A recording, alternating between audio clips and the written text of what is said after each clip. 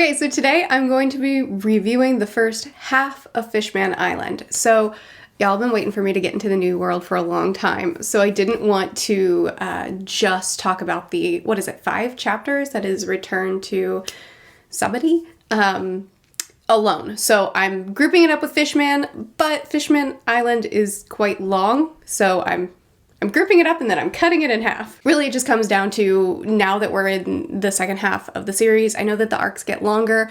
So for the really long arcs, I'm probably just gonna split them up into 2 or 3 videos. This one will just be 2, just for the sake of not rushing things. Oh, also the algorithm doesn't like part 1 and part 2 in their titles anymore, which is why I've titled this video the way I have. So anyway, we are talking about, oh, I didn't bring my phone down here. That'll be my demise. I believe we're talking about chapters 598 through 627. I stopped at the point that my patrons told me was a good stopping point. So after Jimbe's flashback. Now, normally with my reviews, what I've been doing for a little while now is I've been taking pretty extensive notes as I read, in order to be able to have a pretty extensive discussion with you when it comes time to do the review. Unfortunately, life has been kicking my butt a little bit lately, and I failed to do that. So I read it, I loved it, but my notes are not as thorough as normal. So if I forget to talk about something, please forgive me. I'll try to do better with the second half of the arc. Fishman Island, first of all, oh my goodness, I love this arc so much so far. I feel like I got quite a few comments saying that Fishman Island is either not nearly as good as most arcs or just downright bad. And like, I really disagree. I strongly disagree. I have loved this arc. Now, I know Thriller Bark is also a fan least favorite amongst the crowds, amongst the One Piece fandom. And yeah, sure, it has some pretty low moments, but I still really loved Thriller Bark because I love gothic stories. So it's definitely possible that I'm also swayed with Fishman Island because I love the underwater. When I was in college, I studied oceanography, and if I were smarter or braver, I would have pursued that field. Mermaids are my favorite myth. Anything that takes place underwater, I usually will like. And not to mention, this is our entire crew coming back together. We get new character designs. We get to see them all leveled up. We get to see them so happy to be together again, and they're fresh yet the same dynamics. It's like the most beautiful arc I've read yet. It's so gorgeous on every single page. I've only read half of it, but typically the second half of the arc is, you know, action-packed and exciting and things come together. So I have strong hopes that Fishman Island is as good as every other arc. Not every other. You know what I mean, though. It's on par with the others, in my opinion. I understand that Fishman Island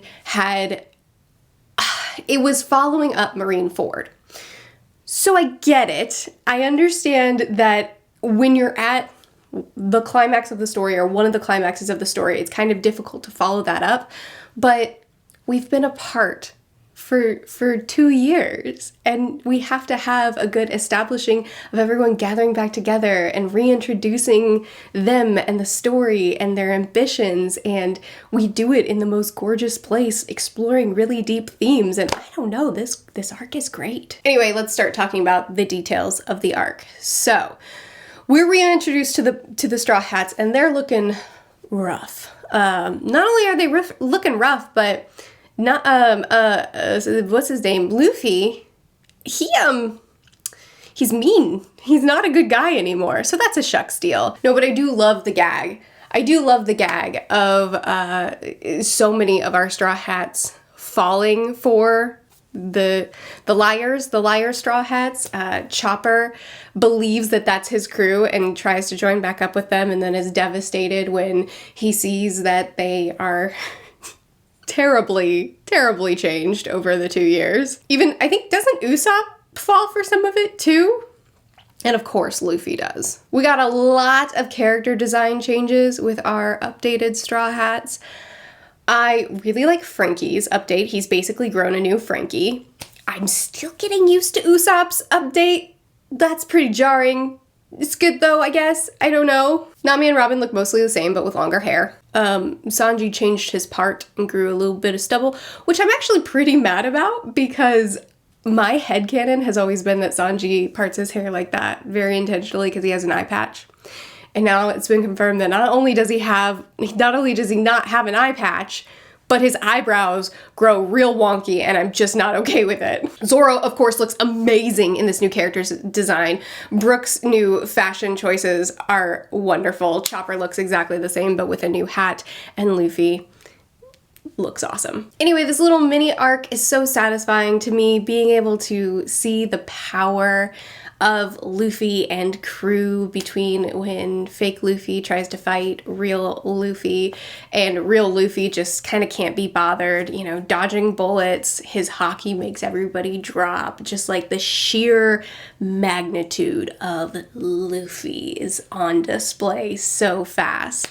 And then later, in a little bit, I'm kind of skipping around a little bit, we also get to see it when the fake Kumas show up, the Pacificas show up, and Luffy just casually dodging so what's wild, okay, there's so much of this tiny little arc that's so satisfying because of all the setup that came before it, you know what I mean? Like, the way the island was, the way we knew it, the celestial dragons, what we know about them gets so much payoff in this arc.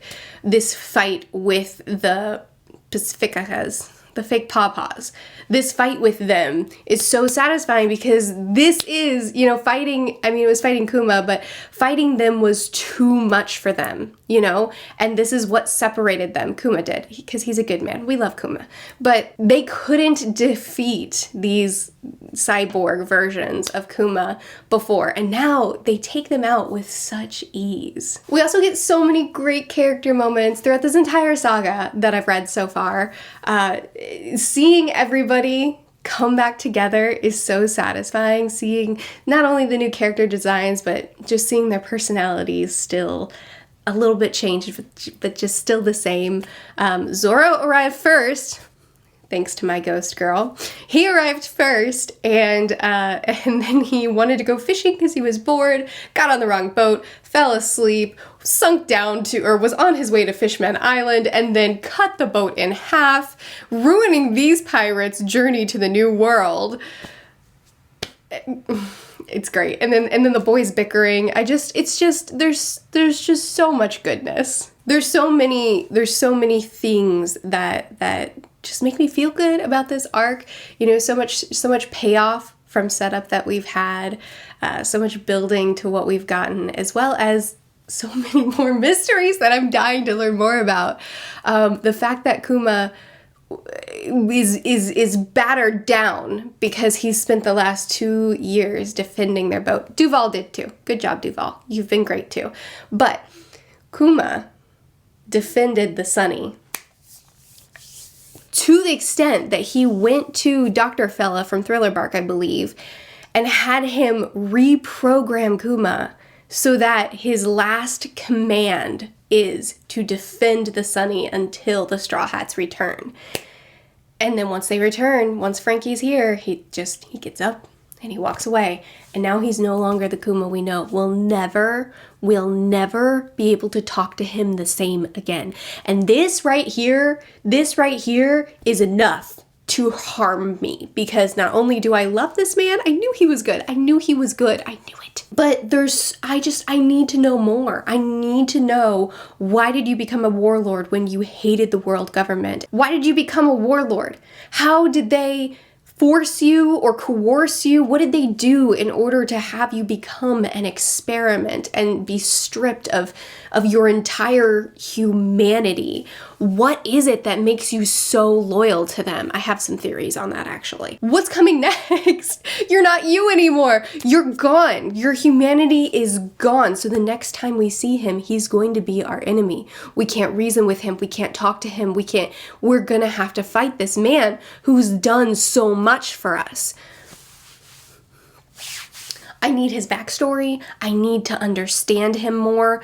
Kuma is is a mystery to me that I'm dying to know more about. Anyway, then we end this arc with Luffy's declaration that he's gonna be the king of the pirates, just like he always has, reestablishing that this is the dream he's after, that we're still going in the same direction after these 2 years.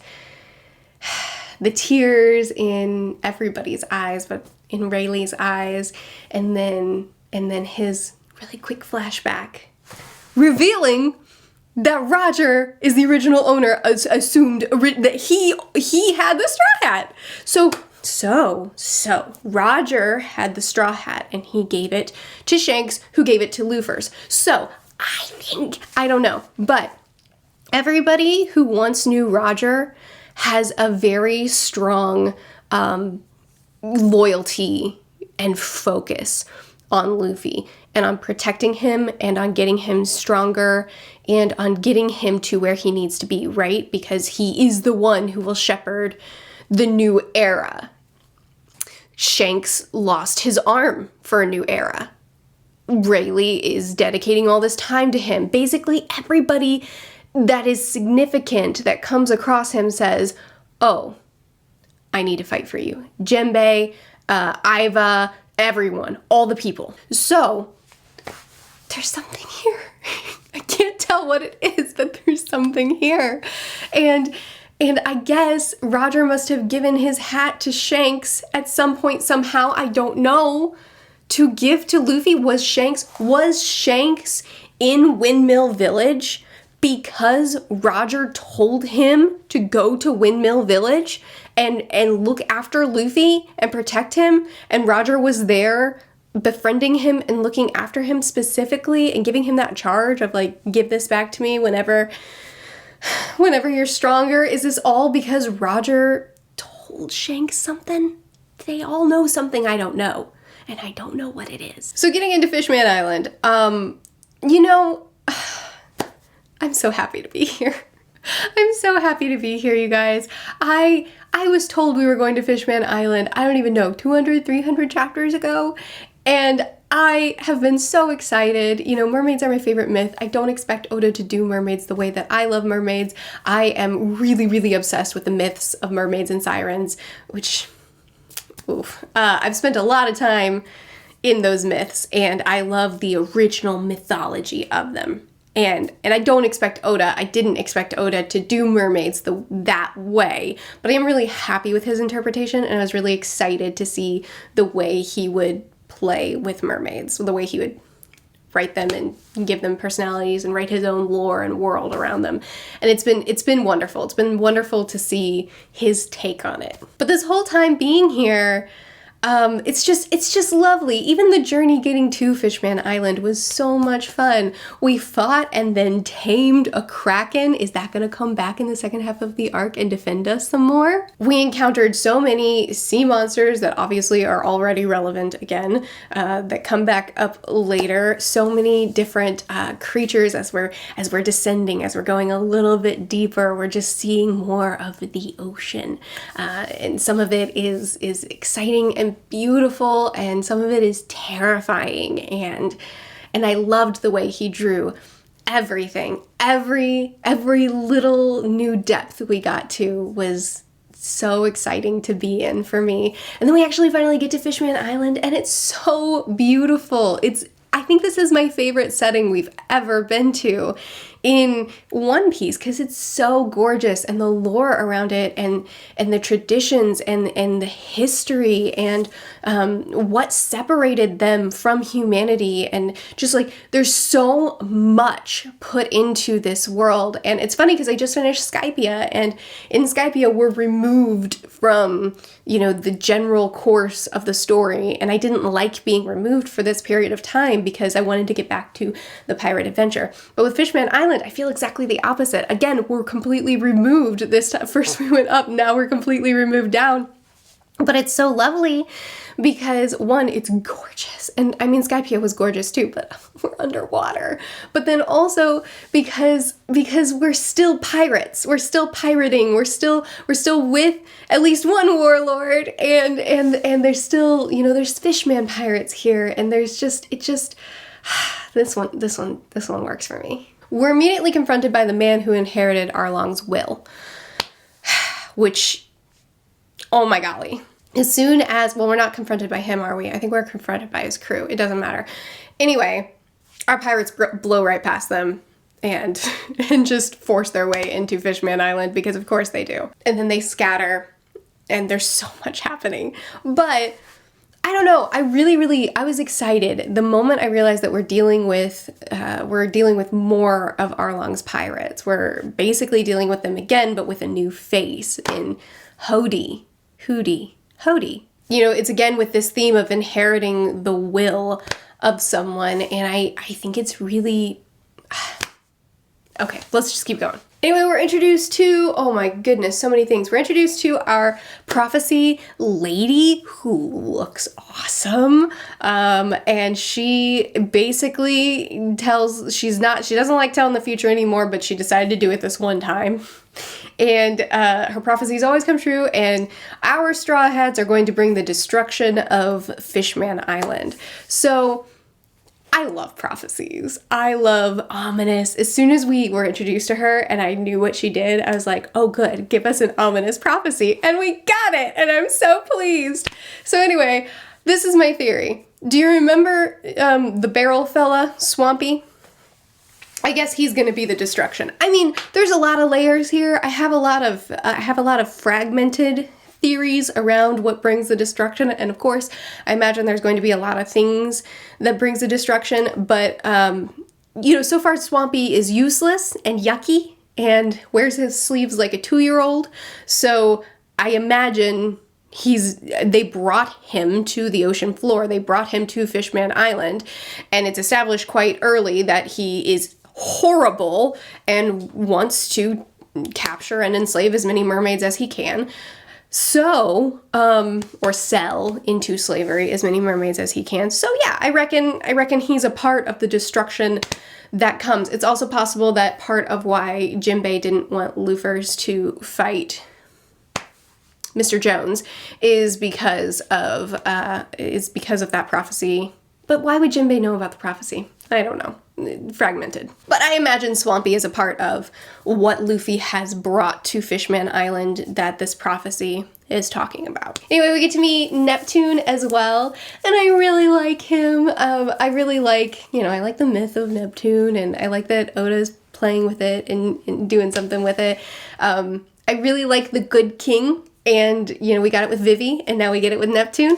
I like that he is so big and powerful and such a looming presence, but like such a good fishman.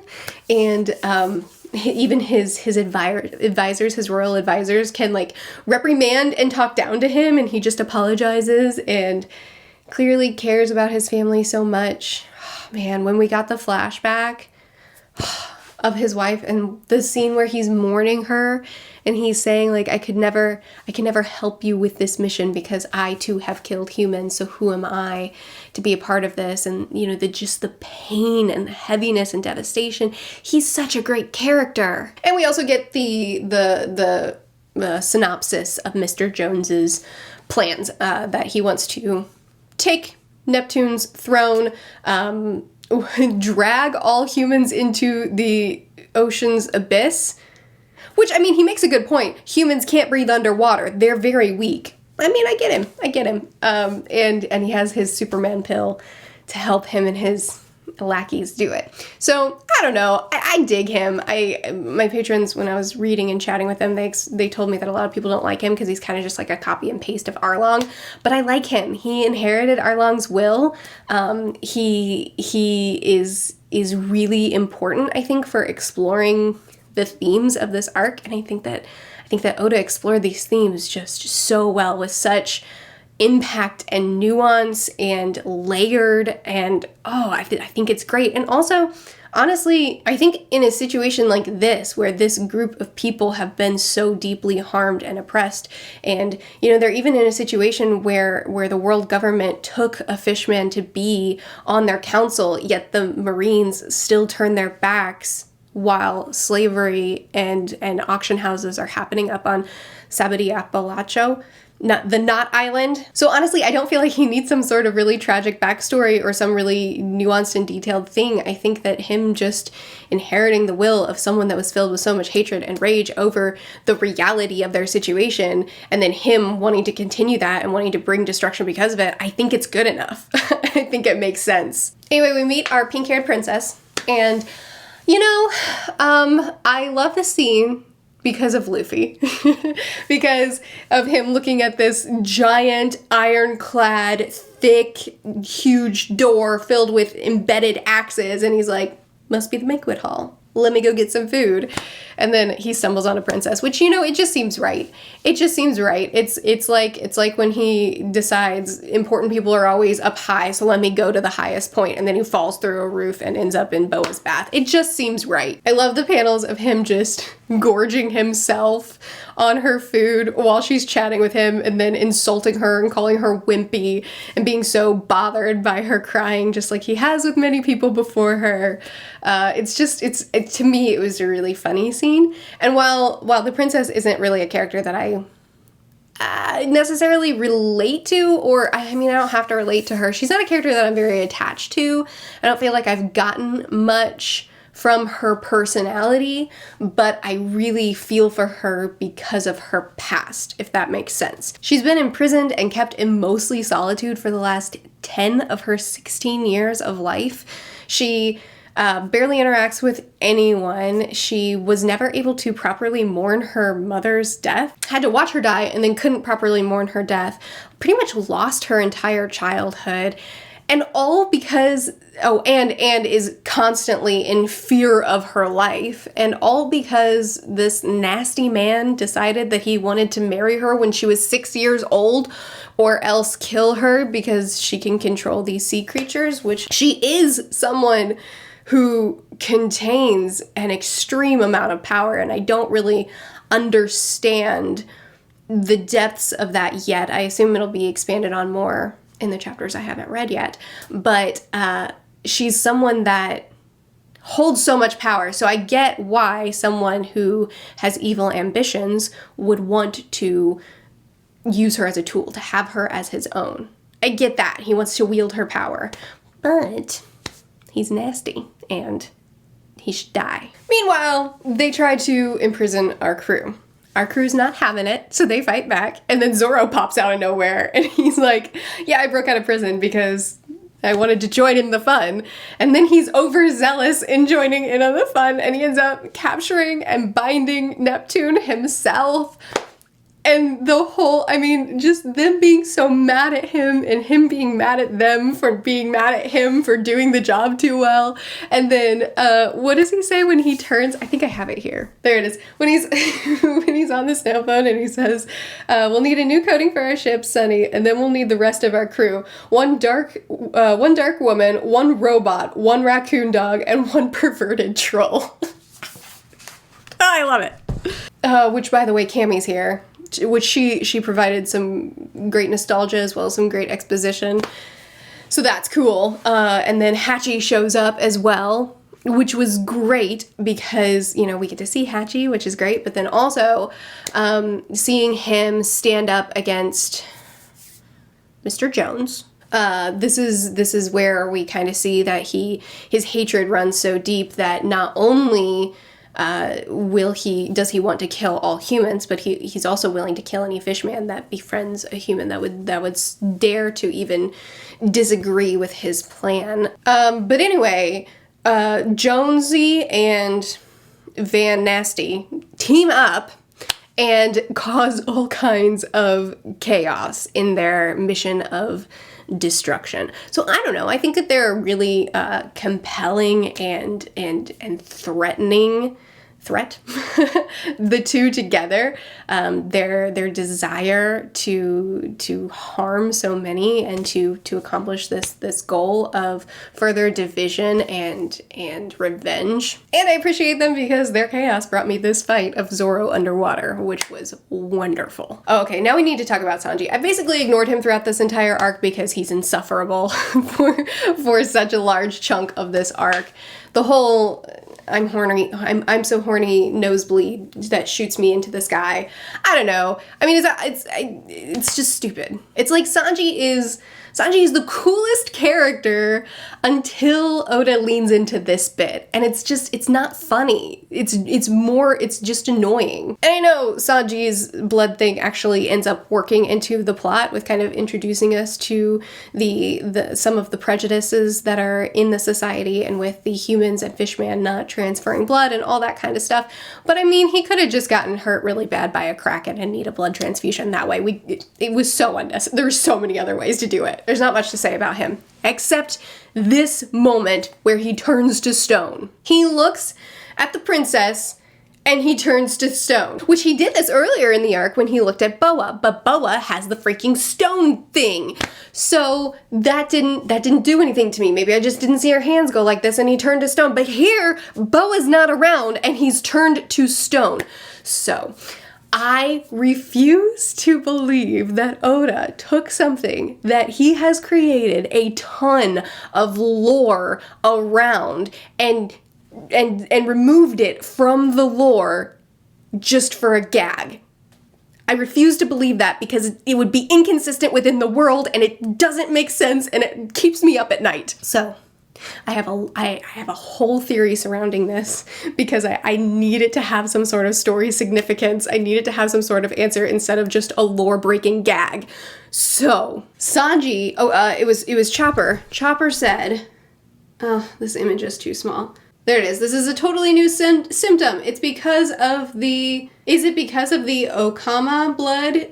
Okay, so when Sanji was needing his horny blood transfusion, the Okama, Iva's island, gave Sanji their blood. And supposedly, the Chopper's theory is that this is what makes Sanji turn into stone here, which doesn't make any sense at all. So here's my theory. The reason the Okama blood would cause Sanji to turn to stone is because the Okama blood somehow has some residual effects of Boa's devil fruit in it. Why? Because the Okama on their island is where the devil fruits are either being grown or harvested. And for whatever reason, whenever Iva and company leave the island, they're scattering the devil fruits about the world so that people can find them in random locations, or maybe they're transplanting them, I don't know.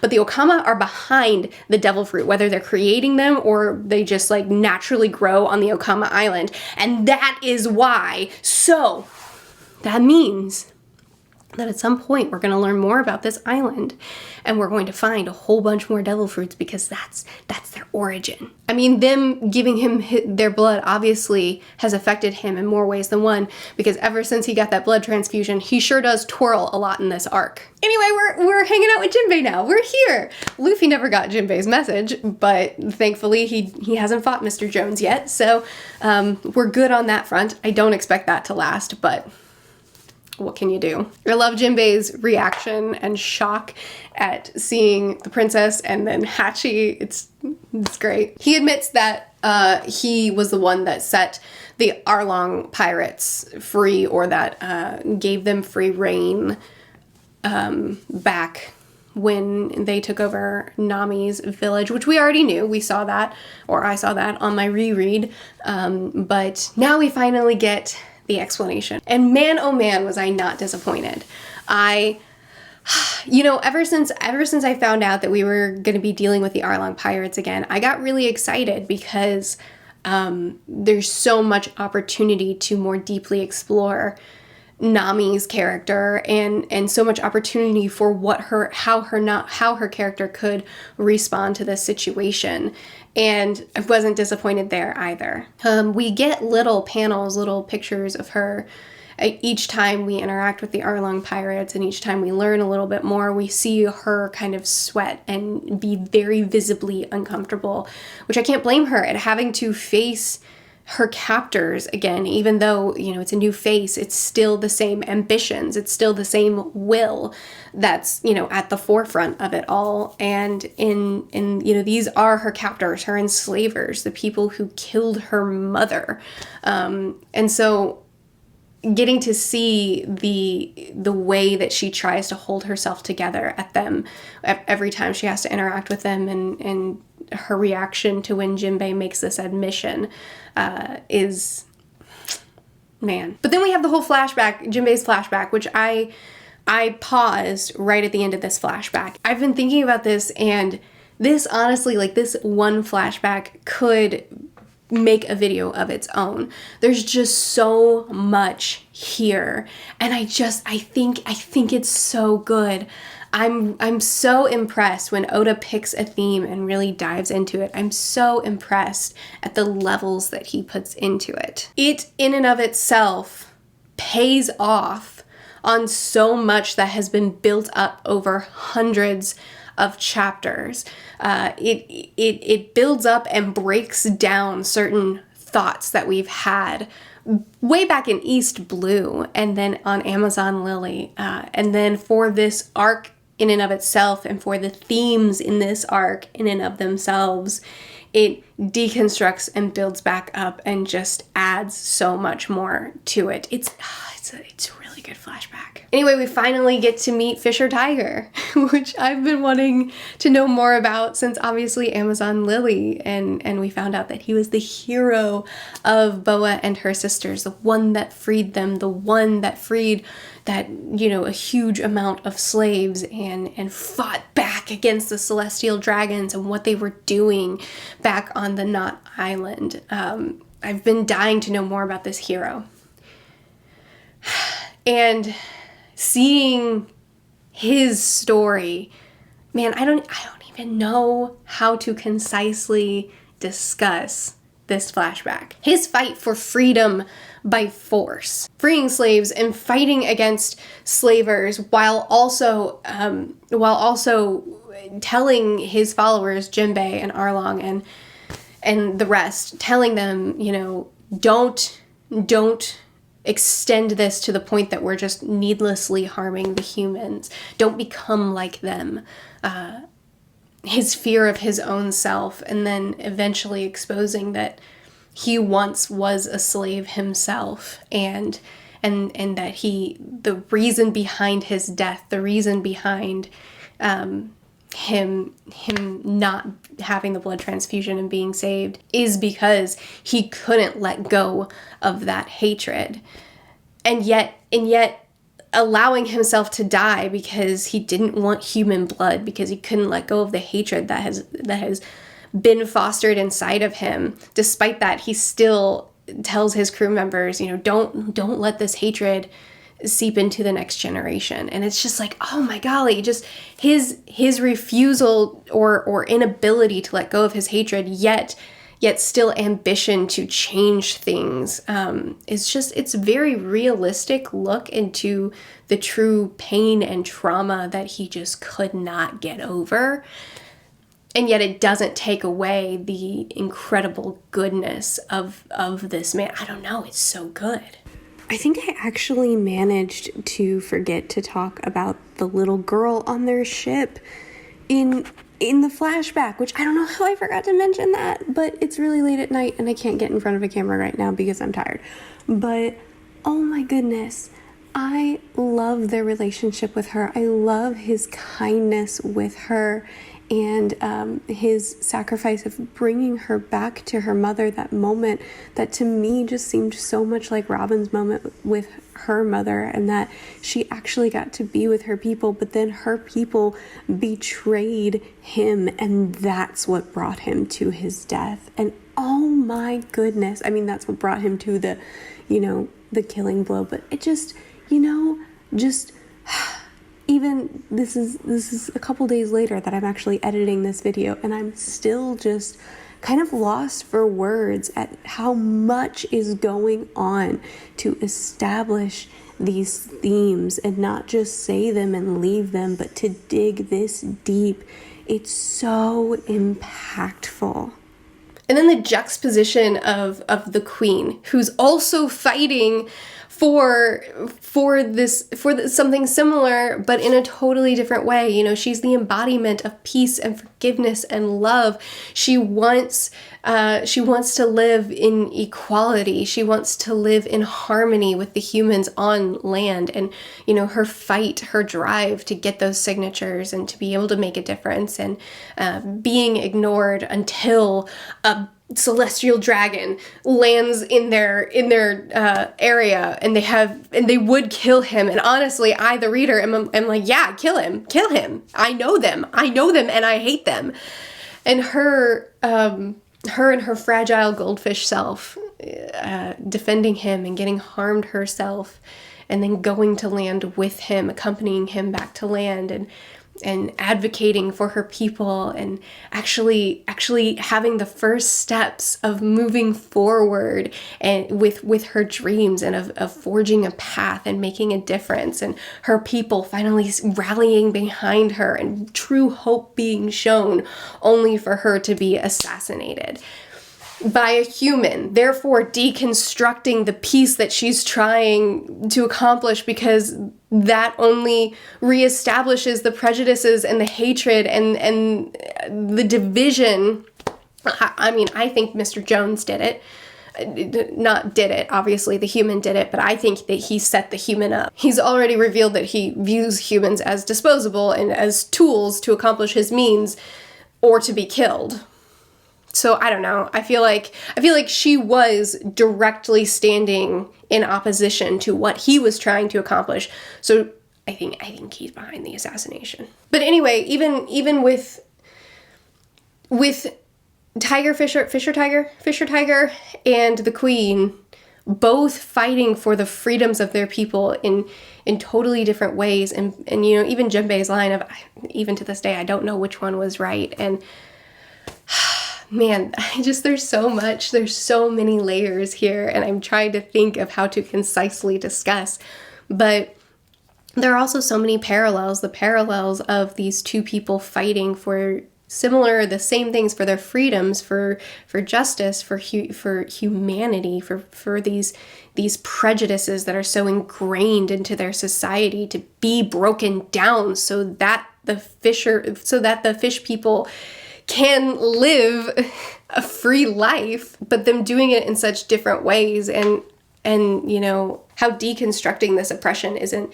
simple and straightforward. And then you also have the parallels of Fisher Tiger fighting for something great and being someone great, but not being able to let go of the trauma and the pain and the hatred that he's gone through. And then just a few pages later, a chapter later, I don't remember, you have Jinbe finishing his story and telling Nami how truly sorrowful he is, and that he would accept that she would never forgive him, and her understanding and forgiveness, despite her also being enslaved, and despite her history with the Arlong pirates. It's just...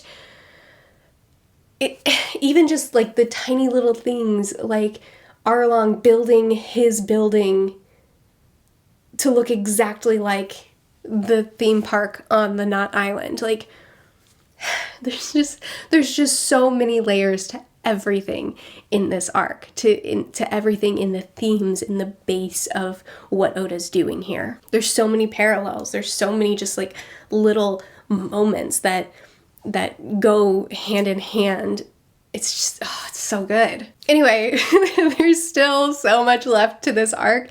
That's where I stopped. I'm breaking this up into two because I haven't read any further yet. So this week I'm going to finish out the arc, and we'll discuss, I'm sure, a lot more. I mean, Robin's on a hunt to learn more about the 100-year gap, and I know that she's going to find something, and that it's going to bring together so many things, and I'm dying to see what that is. I imagine we're going to get more from Swampy. Otherwise, he's a useless throwaway character, and I'm mad that he's here, but I imagine we're going to get more from Swampy. I imagine we're going to get more from the Noah's Ark, and I'm curious about that. We're introduced to the Flying Flying Dutchman, and then that's just kind of like swept aside. So I'm dying for more of that. I assume we're gonna get more of that. I have been promised ghost pirates, and I need my ghost pirates now. And we're gonna see how this prophecy plays out and what it all really means.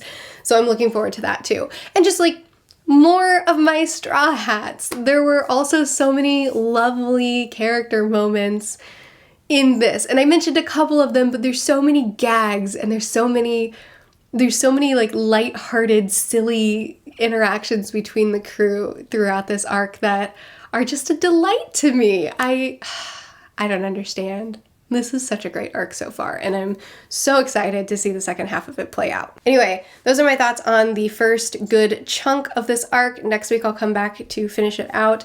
Like I said before, I don't really know what my New World reviews are gonna look like, but I imagine that the longer arcs will be split up like this. I hope you like it, because I think that it's the only way that I can be consistently making One Piece videos and not try to cram too much information into one video. Anyway, I'm having a wonderful time, and I'm so excited to read the second half of this arc. There's so much that Oda's doing here, and I just can't wait for it all to come together, you know? I'm so excited. Anyway, I'd love to continue chatting with you about it in the comments. I post videos every Tuesday through Friday. I'll see you again soon. Bye.